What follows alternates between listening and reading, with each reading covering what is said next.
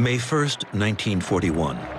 Stalin, the undisputed master of the vast Soviet Empire, attends the traditional May Day labor parade. An astonishing detail marks these festivities. Among the most prestigious guests are uniformed Nazi officers. Hitler has sent a delegation to Moscow. The scene seems surreal. What does this rare image conceal?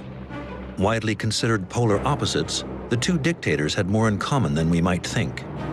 Their exchanges, their complicity, and their mutual fascination remain one of the most closely guarded secrets of the post-war period. But the unholy alliance between the communist giant and the Nazi Third Reich is on its last legs. In less than 2 months, this devil's pact will become a clash of the tyrants. Hitler and Stalin face off in the deadliest conflict in history at the cost of 30 million lives. Only one will emerge as victor. Their alliance stunned the world. Their clash would change it forever.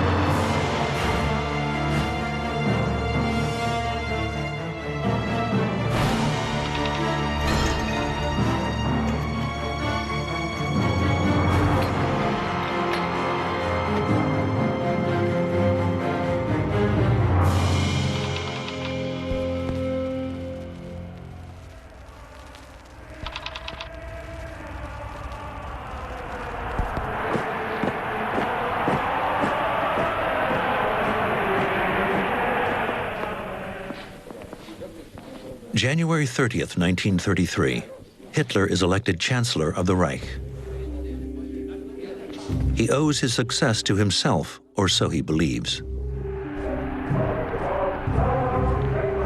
Hitler is unaware that Stalin, who has ruled over the Soviet Union for 4 years, maneuvered behind the scenes to help him come to power.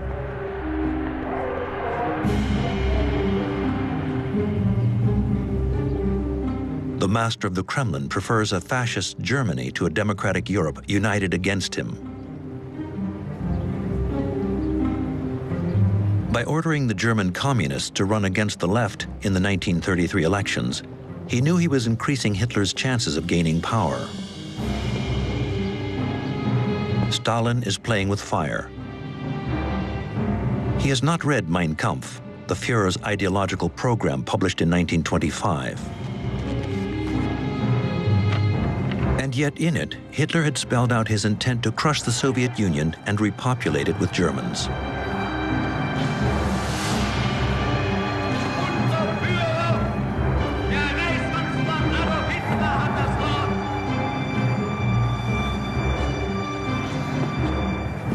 Stalin believes an alliance is possible with the nascent dictator. They have common enemies, France and Great Britain. And, despite their diametrically opposed ideologies, the two tyrants have much in common.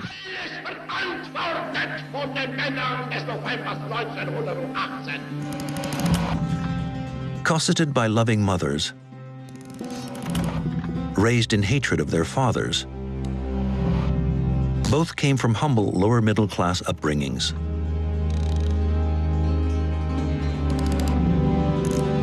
Self-taught men who earned their stripes as street-fighting revolutionaries.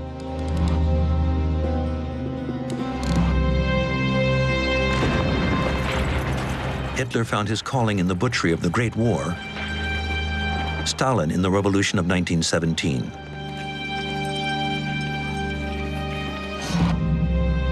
Both are true gang leaders who secured their dictatorships by placing their men in the key posts of power.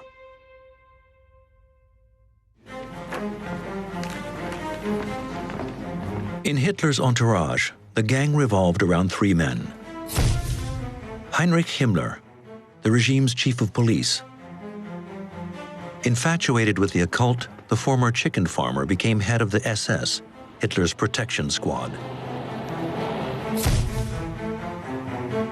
Joseph Goebbels, nicknamed the Cripple on account of his club foot, the gang's intellectual. A failed writer whose manuscripts were rejected by Berlin's publishers, he masterminded the Reich's propaganda machine. Hermann Goering, a First World War hero known for his acts of bravery as a Luftwaffe pilot ace. Mundane, cocaine addict, and minister without portfolio, he created the Gestapo as soon as Hitler came to power. In 1933, the Inner Circle welcomed two new figures into its fold. Reinhard Heydrich, the perfect Aryan who so fascinated Hitler. A fanatic and model of icy determination who took charge of the Third Reich's repressive apparatus. And Martin Bormann, who headed the Nazi Party Chancellery, the Führer's personal secretary.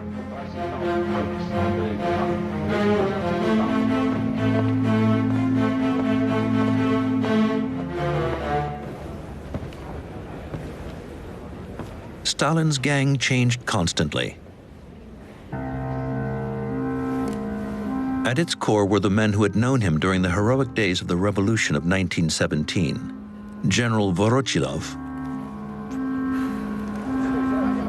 Kaganovich, known as the Locomotive, and Kalinin, nicknamed Papa. The historic members were rivaled by those who had helped consolidate the party in the 1920s.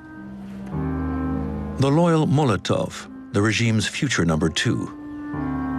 The Armenian Mikoyan, a versatile apparatchik. And the former metal worker Nikita Khrushchev, son of Ukrainian peasants, whom Stalin named leader of the Ukrainian Party organization. Lavrenti Beria, future head of the ruthless NKVD, the political police and forerunner of the KGB, joined the circle in the 1930s.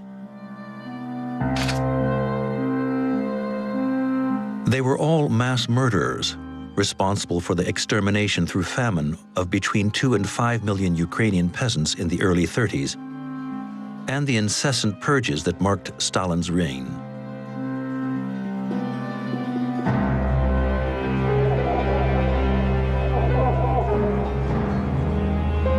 After a day's work at the Kremlin, Stalin got his gang together most evenings around his dining room table. His henchmen would try to outdo each other with one-liners and dirty jokes to amuse the tyrant. But they were no match for him at these vodka-fueled evenings of camaraderie.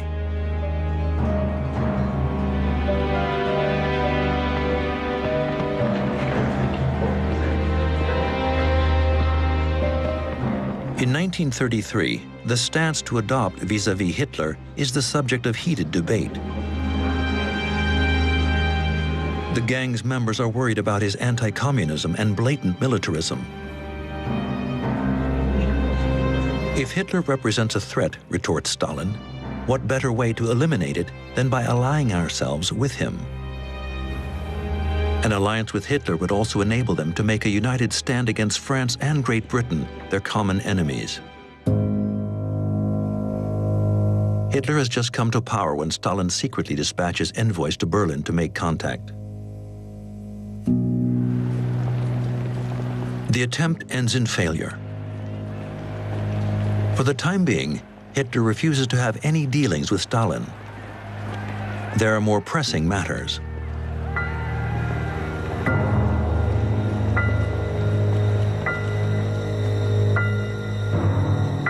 First and foremost, the Führer must reassure his army and consolidate his power. For this, he has to get rid of the SA, the paramilitary organization that played a key role in Hitler's rise to power. This will be known as the Night of the Long Knives. On June 30th, 1934, Hitler orders the systematic murder of the SA's members. Their leader, Ernst Röhm, one of the Führer's first loyal supporters, is not spared. The purge lasts several days and leaves hundreds dead.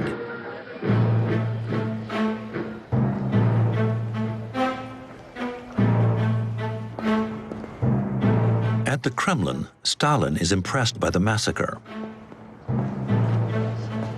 He gushes to Anastas Mikoyan. Have you heard what happened in Germany? Some fellow, that Hitler. Splendid. That's a deed of some skill. Stalin saw in Hitler a leader as great as himself. Both men believed only in terror.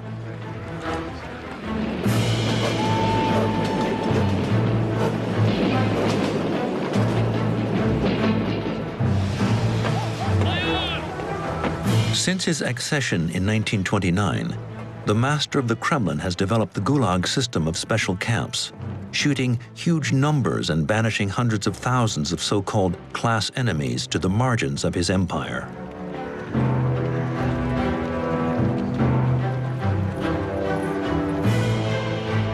The Gulag is a source of inspiration for Hitler. He remarks, "Stalin is my darling. If I had a spacious Siberia at my disposal, as Moscow has, then I wouldn't need any concentration camps. Who in the world talks about the millions of victims of Bolshevism?"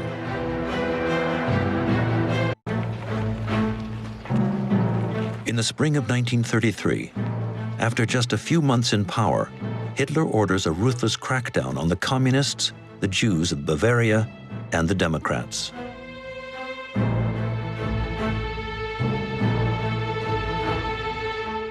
They are deported to the camps of Oranienburg and Dachau.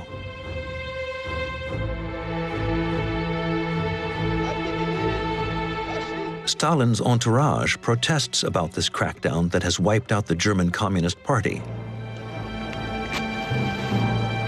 Stalin dismisses their objections. He is prepared to sacrifice the German communists for a pact with Hitler.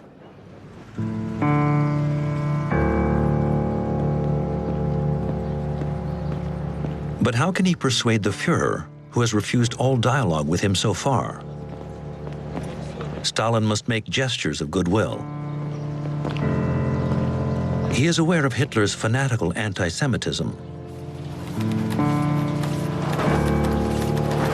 He orders the Jewish journalists working for Pravda, the official organ of the Soviet Communist Party, to sign their articles with Russian pseudonyms. "No need to excite Hitler," he remarks.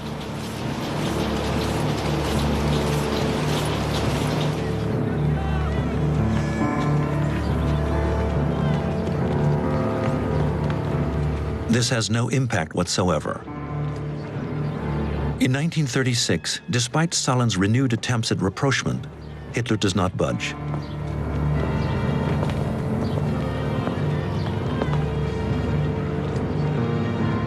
The Chancellor of the Reich plans to invade the USSR. And an opportunity to weaken the master of the Kremlin has just presented itself. In the summer of 1936, the ambitious Reinhard Heydrich brings Hitler some sensational news. A plot against Stalin is being planned in Moscow. Mikhail Tukhachevsky, the Red Army's most brilliant marshal, is leading a group of soldiers determined to take down Stalin. Is Hitler willing to back the coup? He hesitates. A putsch in Moscow might give his own generals ideas. Heydrich suggests an alternative. If we have to invade the USSR, the main objective will be to decapitate its army. For this, all we have to do is inform Stalin of Marshal Tukhachevsky's betrayal. Hitler is persuaded. Heydrich fabricates a case against the Soviet officer.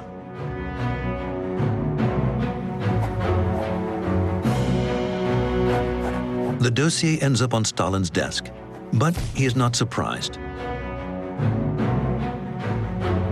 He knows full well the plot is a fabrication. He made the whole thing up. Hitler thought he could manipulate Stalin. The opposite has occurred.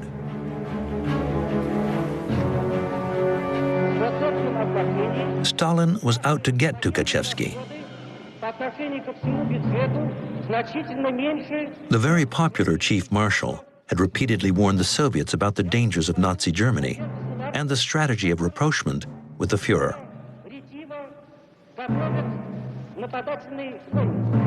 The master of the Kremlin had been trying to discredit Tukhachevsky ever since. Hitler unintentionally handed him to Stalin on a plate.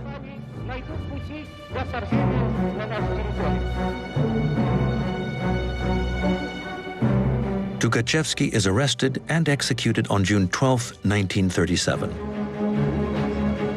But Stalin's appetite for purges is insatiable. The Red Army has become too powerful for his liking. Some 40,000 soldiers, also accused of spying for foreign powers, meet the same fate as Tukhachevsky. In 1938, 90% of the Red Army's generals and 80% of its colonels died in the series of purges that became known as the Great Terror.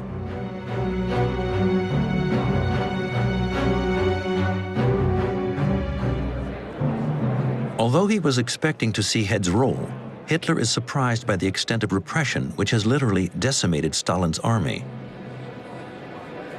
To his inner circle, he remarks, "Stalin must be off his rocker. This is the danger we must eliminate when the time comes." On December 22, 1937, Goebbels writes in his diary, "Spoke at length with the Führer. Stalin and his eunuchs are sick, must be eradicated."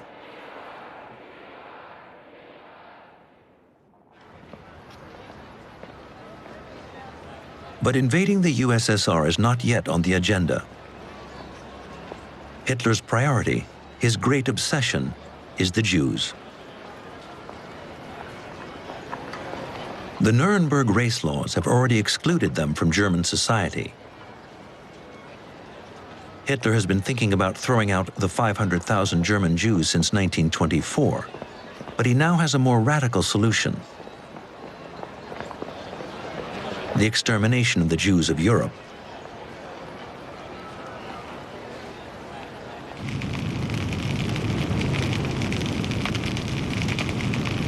Kristallnacht is a trial run. On the night of November 9th, 1938, a vast pogrom is organized. Between 2,000 and 2,500 Jews are murdered. 200 synagogues are burned down. 7,500 Jewish-owned businesses were ransacked. 30,000 people were arrested and deported, like here at Buchenwald concentration camp.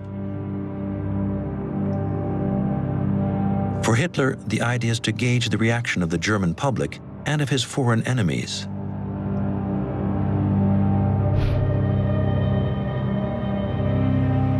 Although countries around the world roundly condemn Kristallnacht, no concrete action is taken to curb the repression of German Jews. Stalin does not speak out against Kristallnacht.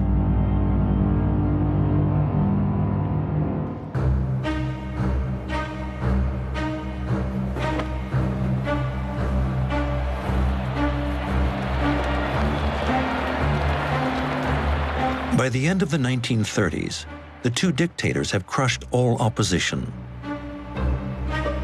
Their emblems bedeck avenues and buildings. Their portraits are everywhere.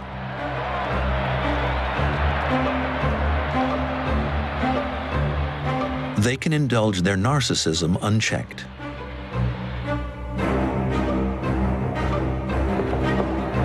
Hitler, a failed artist, fancies himself as an aesthete.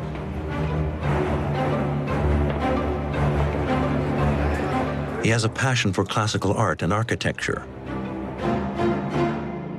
In his eyes, contemporary art is Jewish and degenerate.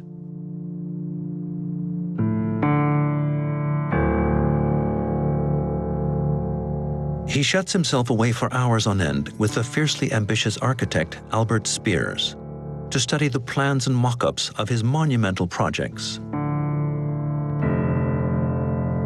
Remodeling Berlin. This is his most ambitious plan of all. Germania, he gasped to the architect, the capital of a greater German world empire that will last 1,000 years, will only be comparable with ancient Egypt, Babylon, and Rome. Hitler gives Speer the sketches he has made himself, including that of a gigantic people's hall topped by a 274-meter dome. Despite the Führer's flawed architectural plans, Speer has to ensure his dreams become a reality.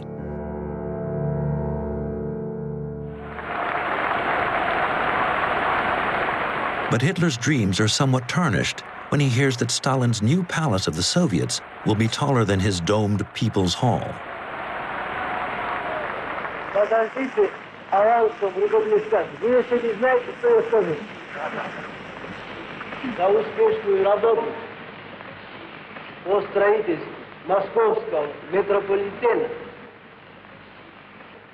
Like Hitler, the Soviet dictator suffers from delusions of grandeur.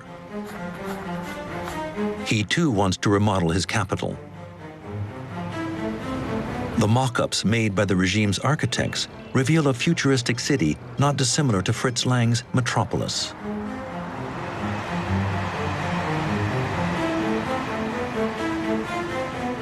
To build his Palace of the Soviets, designed to be the world's biggest structure, Stalin demolished Moscow's largest cathedral. For nothing. Like Hitler's People's Hall, his Palace of the Soviets would never be built.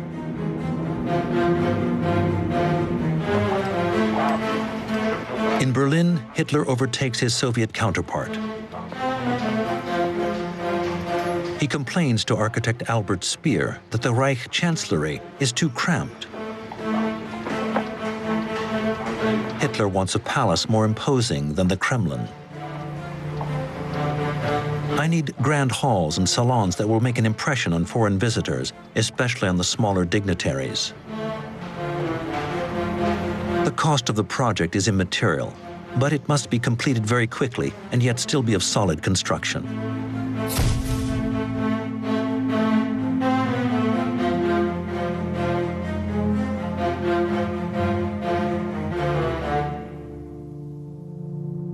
The Chancellery is built in record time. 4,000 workmen toil around the clock.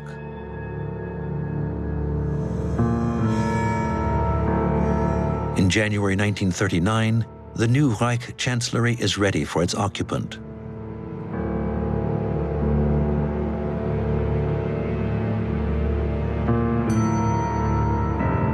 Everything is oversized. The doors are 3 times as high as in a reasonably sized building.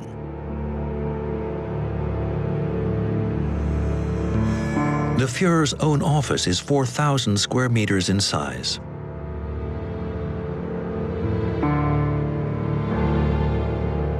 The pomp surrounding Hitler's power is in perfect harmony with its icy atmosphere, a symbol of his tyranny.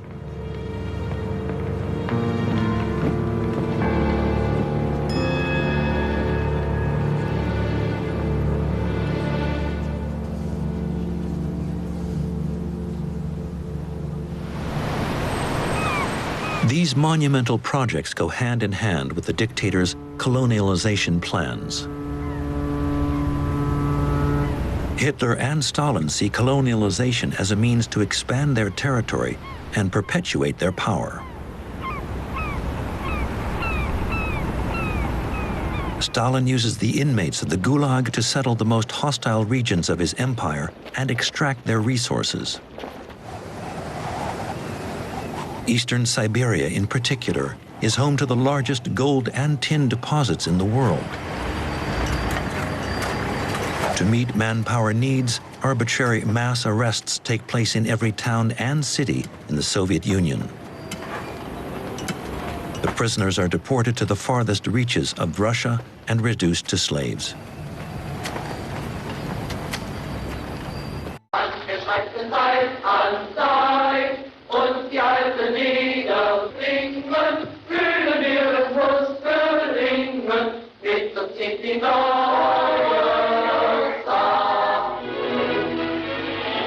Hitler had formulated his colonial aims in Mein Kampf.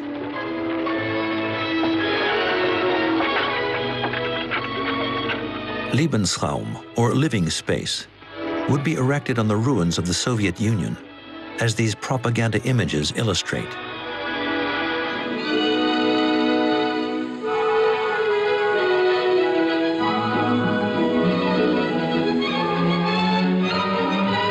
The expansion of the Aryan race into Russia will necessitate the annihilation of undesirable peoples.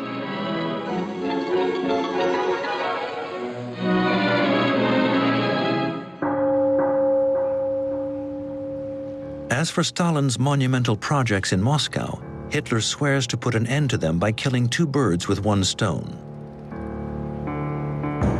Our invasion of the USSR, confides to his henchmen, will be the end of their building once and for all.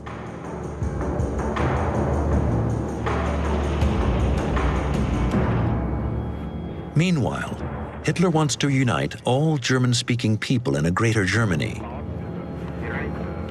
He has his eye on the Sudetenland, an area of Czechoslovakia with a predominantly German population.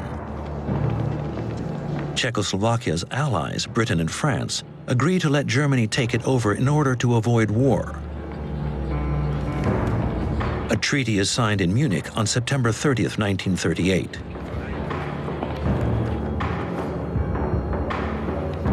Stalin is not even consulted.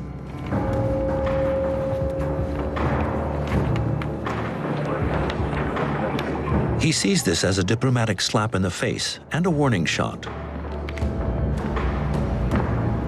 Because Hitler's cannons no longer face west, the USSR is in his sights. For the first time, Stalin understands that Hitler is a threat.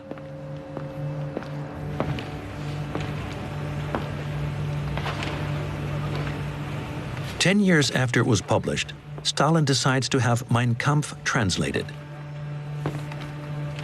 He can no longer ignore the Nazis' ambitions to colonize the Soviet Union. And to prevent them, he must find common ground with Hitler.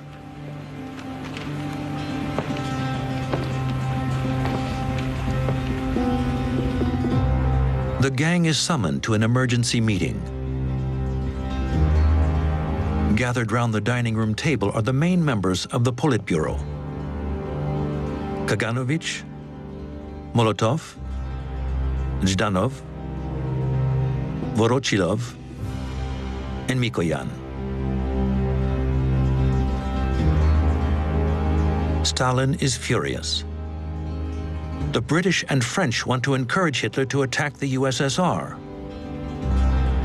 "What's your plan?" ask his comrades anxiously.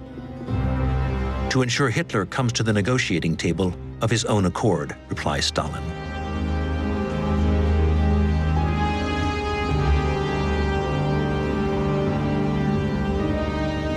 Some dare to object. A heated debate ensues. By the time the gang leaves around midnight, Stalin has imposed his strategy.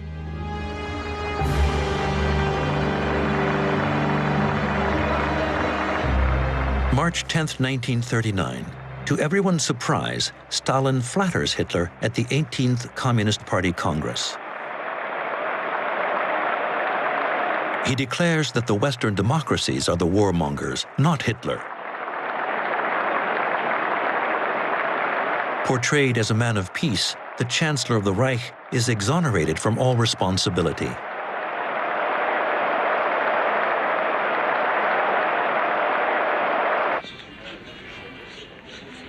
Back in Berlin, Ribbentrop,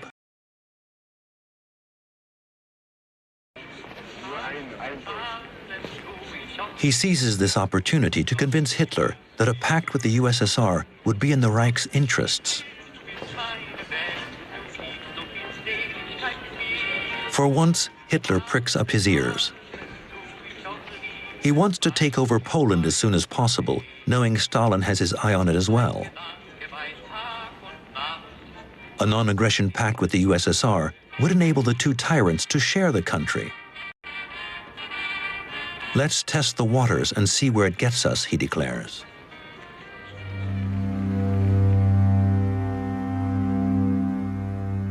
To please the Führer, Stalin suddenly dismisses Litvinov, his commissar for foreign affairs, because he is in favor of an alliance with France and Great Britain, and also because he is Jewish. Molotov is appointed in his stead. Stalin immediately advises him to go further. You should purge your commissariat of Jews, clean out that synagogue. In the summer of 1939, after 6 years of fruitless negotiations, Stalin's efforts pay off. Contact is finally established between the two tyrants.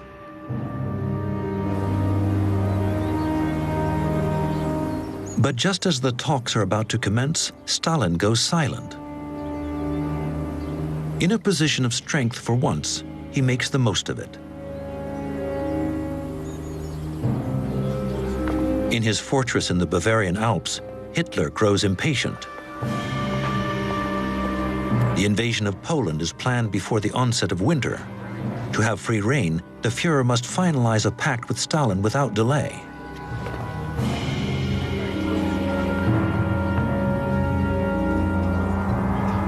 On August 20th, 1939, exasperated, Hitler sends a personal telegram to his Soviet counterpart. He insists Stalin receives Ribbentrop.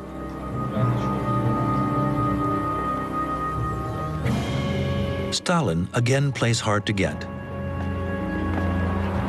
He waits until the following day to let Hitler know he agrees to the meeting.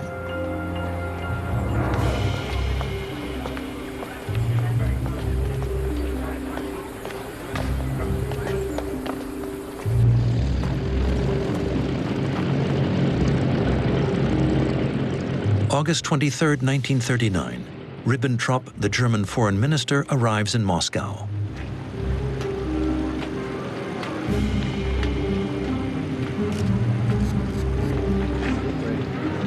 No one knows at the Kremlin apart from Molotov.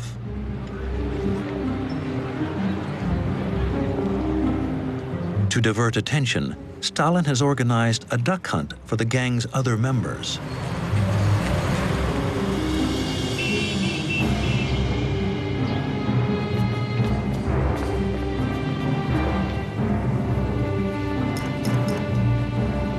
Ribbentrop is greeted by Molotov and Stalin in person. Hitler's anti-communist Germany and Stalin's anti-fascist Russia get along famously. The non-aggression pact is signed in record time, but most importantly, it contains a secret protocol. Following Hitler's planned invasion of Poland, the two dictators will share the territory.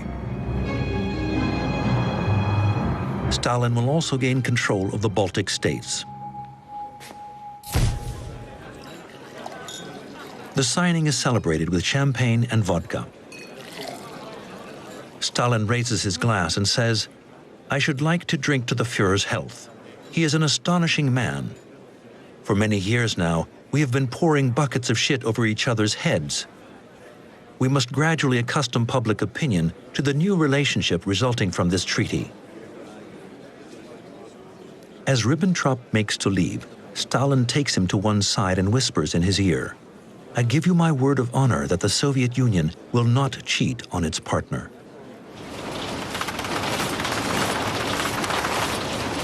For his closest associates, who find out afterwards, the news comes as a huge shock. What? We've formed an alliance with the fascist enemy? It's a game to see who can fool whom, Stalin assures them. "I know what Hitler's up to. He thinks he's outsmarted me, but actually it's I who have tricked him. You'll see, we'll manage to avoid war for some time yet.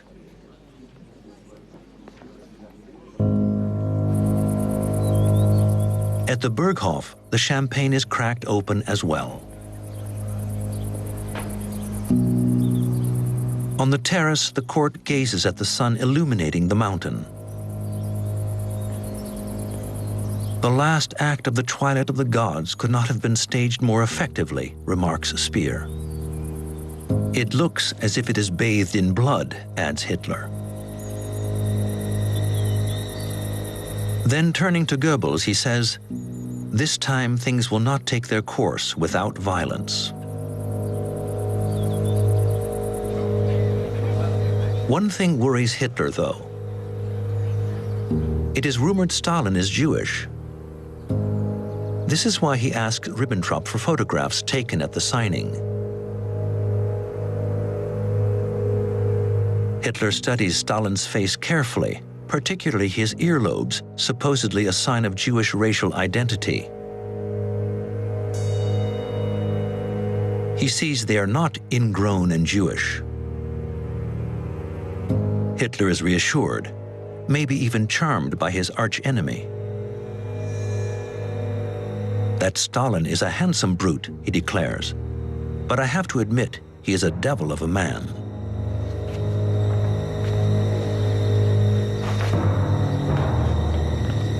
The Führer is over the moon. Poland is now within his grasp. As for Stalin, he is waiting for the hostilities to commence to get his piece of the cake.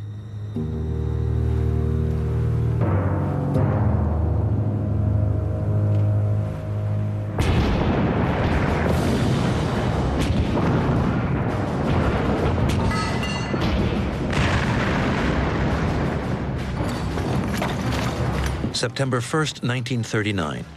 The Wehrmacht enters Poland. Hitler has betrayed the Munich Agreement. This time, France and Great Britain do not abandon their Polish ally. Their declaration of war on Germany marks the beginning of World War II.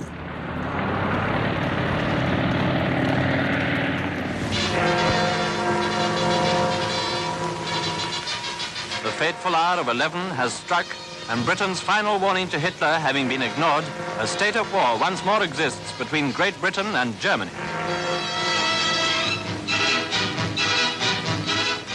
Arriving at Westminster to hear the ominous decision, statesmen set a good example, now universally followed, by carrying their gas masks. Mr. Churchill, as in 1914, is First Lord of the Admiralty.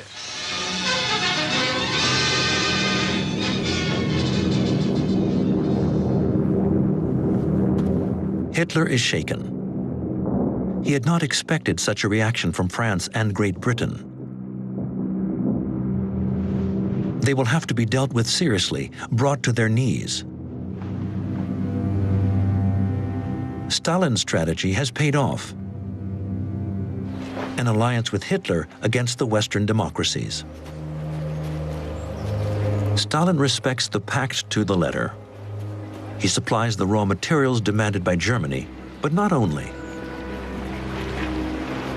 One of the clauses of the German-Soviet pact guaranteed that German citizens who fled Nazism and who took refuge in the USSR would be sent back to Germany. The Soviets hand over 60,000 citizens of the Reich, mainly Jews. Yet Hitler had only asked for 20,000. Once back in Germany, they are all executed.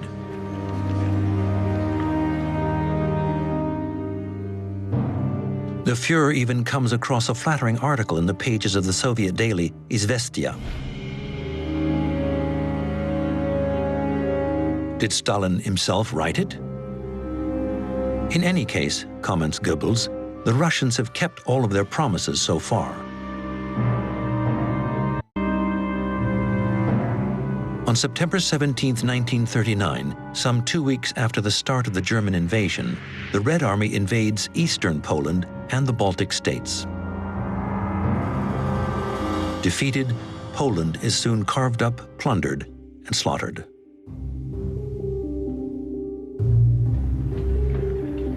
The German-Soviet honeymoon is extensively staged by the two sides' propaganda machines. The old enemies meet at the border of their respective spheres of influences, exchanging smiles and handshakes.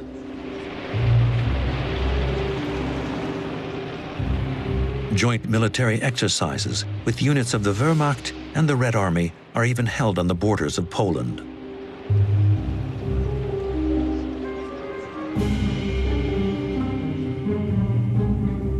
On December 21, 1939, as Pravda reports, Hitler sends his best wishes to his Soviet partner for his 60th birthday.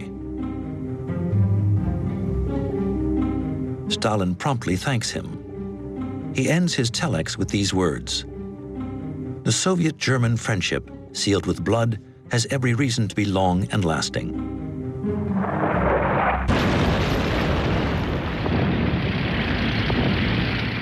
May 10, 1940, Hitler attacks France.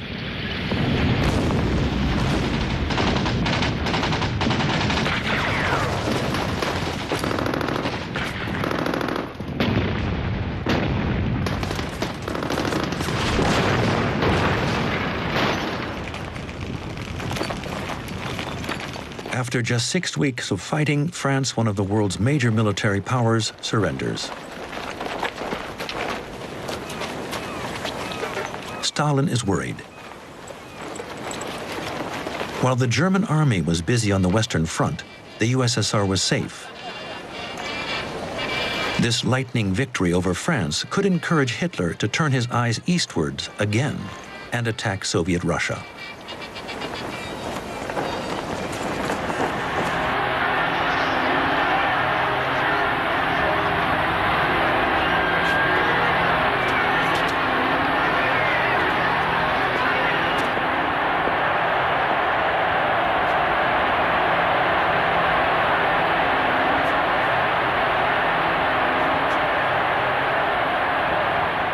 From the balcony of the Reich Chancellery in Berlin, the Führer relishes his victory.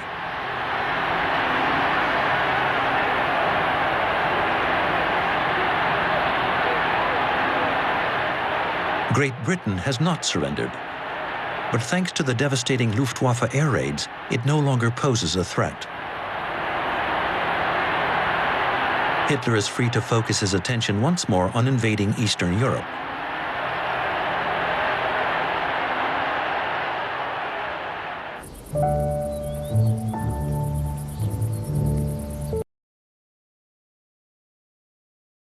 Spring 1941.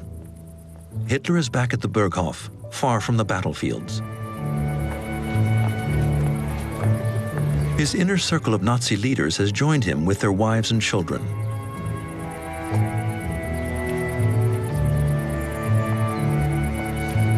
Eva Braun, Hitler's mistress, immortalizes these moments with an 8mm camera.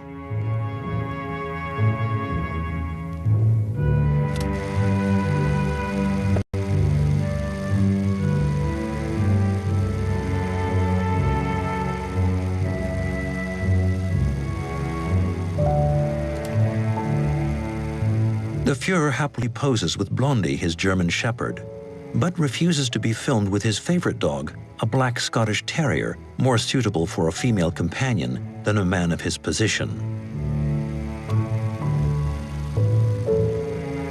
"I cannot be seen in public with any dog other than a wolf dog. It is but a step from the sublime to the ridiculous," he says, by way of justification.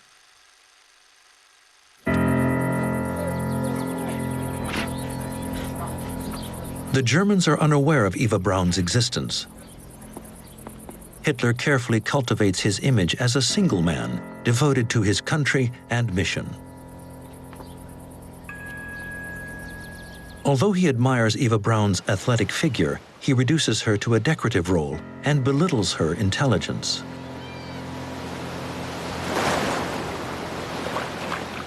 To the architect Speer, he confides, "A highly intelligent man should take a primitive and dumb woman. Imagine if on top of everything else, I had a woman who interfered with my work." Nevertheless, the Führer grew fond of his mistress without ever loving her.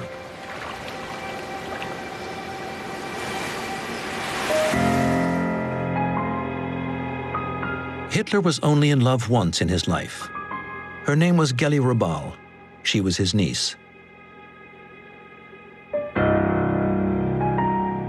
In the late 1920s, when she was just a teenager, he had no qualms about being seen in public with her.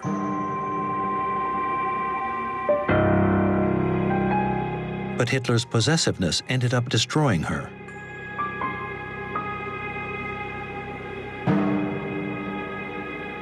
Locked up in his apartment, she sunk into depression.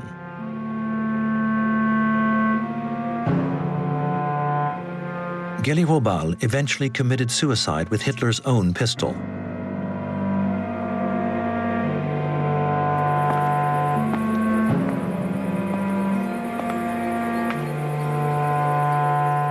That night, on the Berghof's terrace, was Hitler thinking about the fact he was united in grief with Stalin?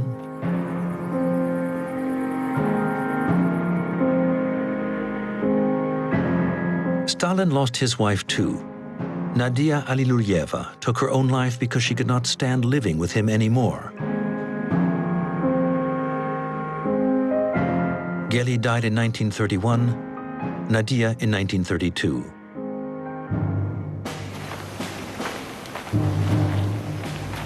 Hitler and Stalin shared the same tragedy, but the comparison ends there.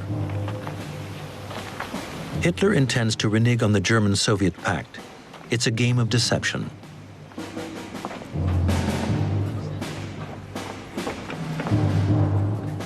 March 30th, 1941. Hitler addresses the Reich Army chiefs. The pact initially concluded with Russia does not mean we should have any moral reservations about attacking it. Stalin signed it with the aim of pushing Germany into war and forcing his Bolshevism upon us once he had bled us dry. It is now possible to crush Russia. It would be a crime against the future of the German people if I did not seize this opportunity.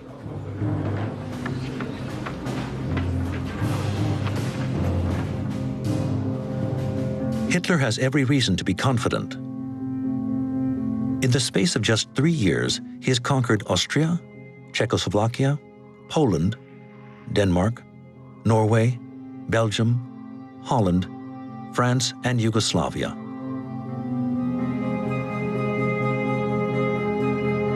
He is in no doubt that he can defeat the USSR, which he has coveted since the 1920s. Stalin had counted on lasting peace with Hitler. The wake-up call is all the more brutal. Hitler relied on an element of surprise, and the surprise would be total. The invasion of the Soviet Union, codenamed Operation Barbarossa, is launched on the night of June 21st, 1941.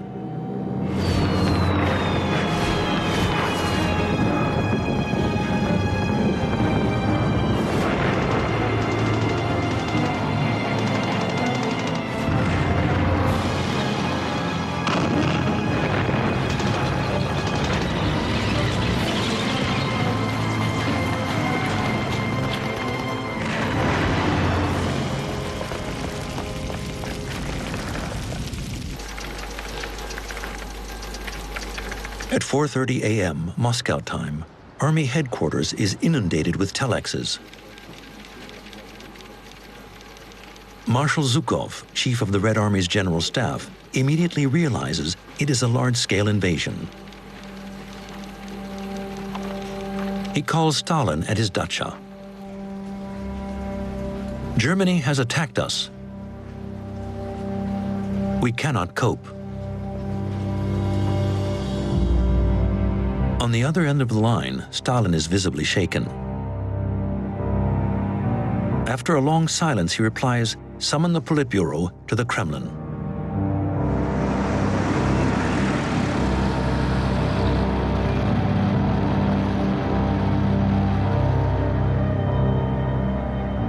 Glassy-eyed and with slumped shoulders, Stalin takes his seat among his loyal supporters at 5:45 a.m.